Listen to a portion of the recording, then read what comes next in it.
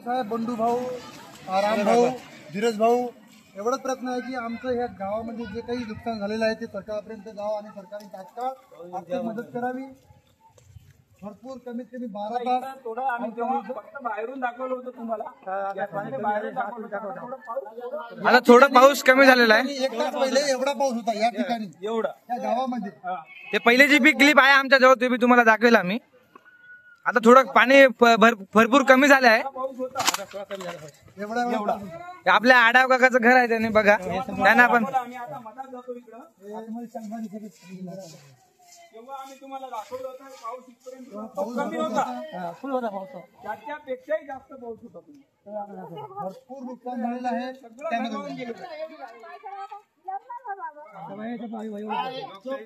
लोकशाही अण्णाभाऊ साठे निशाणी तिकून राहिली, खूप पाणी होते एवढा पाऊस आला।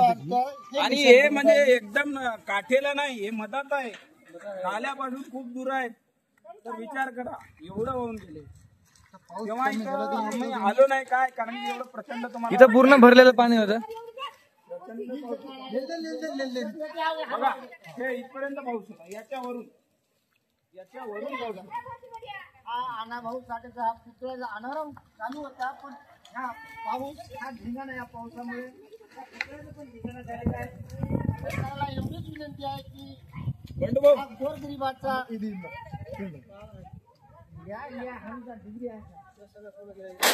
तेव्हा या घरामध्ये एवढा पाऊस होता, त्या मामांना आम्ही बोललो तेव्हा ते व्हिडिओ मध्ये आहे, तेव्हाच्या व्हिडिओमध्ये, पण तेव्हा याची हिंमत नव्हती आमची। घरामध्ये पूर्ण पाणी शिरलेला होता।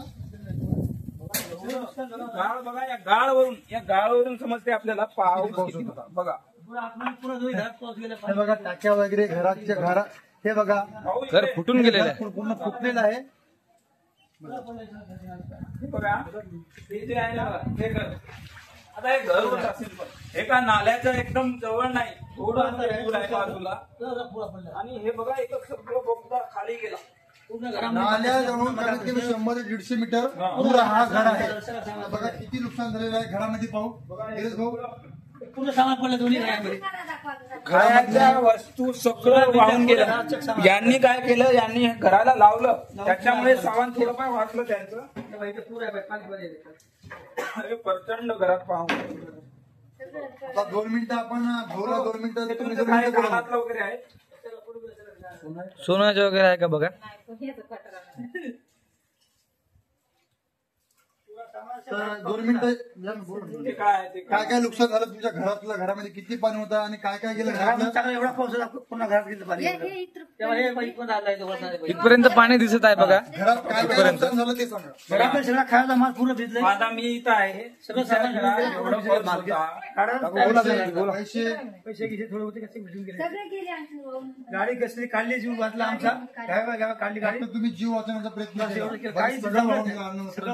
तर बघा मित्रांनो, आम्ही फेमस होण्यासाठी व्हिडिओ नाही बनत आहे, कारण की आमच्या नारळी गावात जी अवस्था झालेली आहे आज, ते आम्ही दाखवण्यासाठी आपले रामभाऊ जाधव आणि सचिन भाऊ राठोड पूर्ण गाव, तेव्हा पाण्यामुळे आम्ही इथं येऊ शकलो नाही, तरी पण आम्हाला पाण्याची जी क्लिप आहे आमच्याजवळ ती बी तुम्हाला दाखवू। आणि आपल्या आडव काका 2 शब्द बोलतील।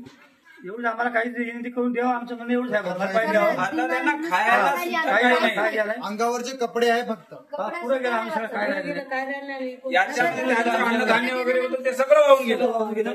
काहीतरी आम्हाला सरकारने मदत करावी तात्काळ। जे आहे ते समोर दिसायला, जे सगळं आहे ते सगळं दाखवायला। आता चिकटचं पाऊस ते तुम्हाला तेव्हा ते व्हिडिओ केलेला आहे मी, ते पण क्लिप आहे आमच्याजवळ, ते बी दाखवेल तुम्हाला तिथं किती पाऊस होता। एवढं हे आहे की आता तिकडे पाऊस थोडं कमी झालेला आहे। तर बंडू भाऊ आम्ही आता हो नाही ना, तुमचं झालं का सगळं? चला हो रे, झाड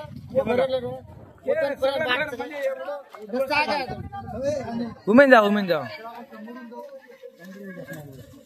तर आमचे बंडूभाऊ आडे, रामभाऊ जाधव आणि सचिन भाऊ राठोड। बघा आपण हे समोरून जाऊ आपण त्या पलीकडच्या घरावर, की घरामध्ये काय काय नुकसान झालेलं आहे बघू आपण।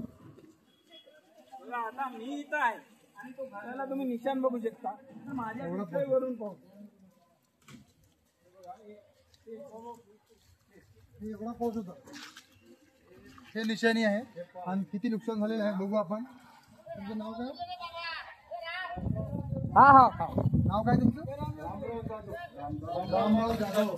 रामराव जाधव यांच्या घरी आलेलं आहो बघा. तुमचं नुकसान, घरामध्ये किती पाणी होतं आणि पूर्ण घरामधलं सामान, अन्न, वस्त्र, निवारा सहित घर पूर्ण पडलेलं आहे. खूप मदत आहे, खूप मदत घर आहे.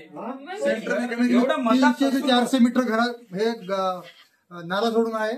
तर बघा तरी किती त्यांच्या अवस्था. घरामध्ये हे बघा, हे घरामध्ये एवढं त्यांनी बाहेर भिंत हे लावून आहे त्यांची, तरी एवढं पाऊस मधात आलं आणि जीव वाचवण्यासाठी आक्रोशानं ते बाहेर सोडून गेले सगळं घर.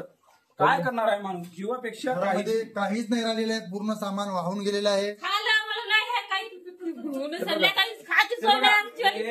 मग काही थोडीफार वाचली संध्याकाळी लेकरं बाळाच वाचवायचं पडलं आणि आम्हाला सकाळी संध्याकाळी. जेवण सुद्धा केलं नाही. 8,000 डब्बा होता ते डब्बा आणि आम्ही 6,000 पैसे रुपये गेले आमचं पैसे. लेकरं बाळ वाचवायचं पडलं आम्हाला. पैसे गेले वाहून आमचे 6,000 खताचे लोक होते. खताचे लोक होते गेलेले आहे. बघा, एवढं नुकसान झालेलं आहे. तर आता तर बघा आमच्या नारळी गावाची अशी अवस्था झालेली आहे आज. तर आपण समोर जात आहोत.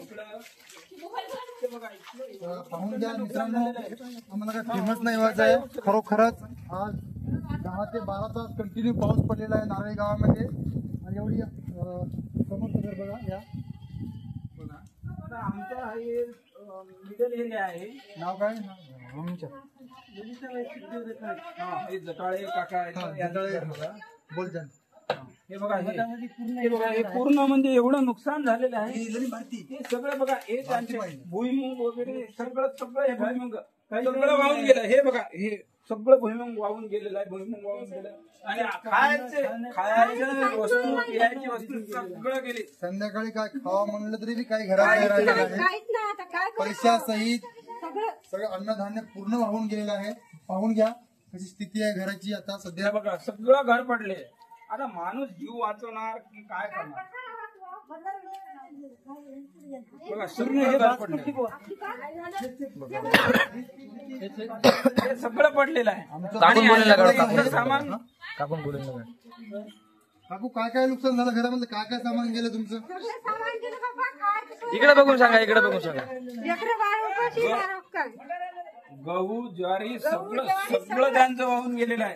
आता फक्त वाचले फक्त माणूस आणि माणुसकी म्हणून सरकारनं आणि आमदार, मंत्री, जिल्हाधिकारी, जे वरिष्ठ अधिकारी आहेत त्यांनी आमच्या गावाला तात्काळ मदत करावी म्हणजे करावी.